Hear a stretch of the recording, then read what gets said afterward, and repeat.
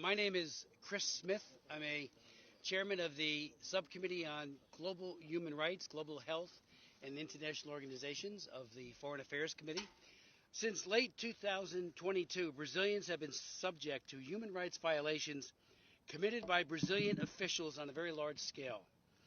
Documented or credibly reported rights violations in Brazil include the political abuse of legal procedures to persecute political opposition, including jailing opposition figures on spurious charges, violations of freedom of speech and media freedom, including persecution of journalists, the silencing of opposition media, the banning of individuals from social media, thinly veiled censorship laws claiming to fight so-called disinformation, and many violations of the rule of law and judicial malfeasance.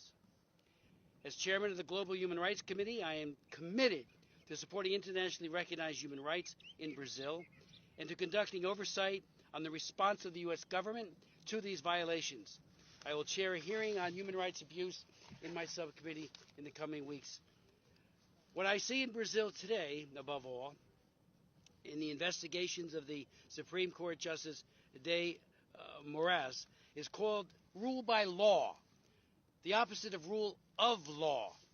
Rule of law is supposed to put aside law outside of politics so that the same laws apply equally to all people.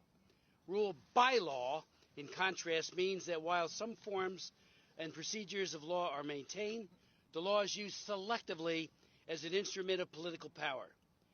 There is vast evidence that this is exactly what is going on in Brazil today, where investigations, inquiries, media bans, content removal orders are used to single out the opposition to President Lula. I am preparing legislation that will address these issues. We will call it the Brazil Democracy, Freedom, and Human Rights Act, and I hope to be introducing it very shortly.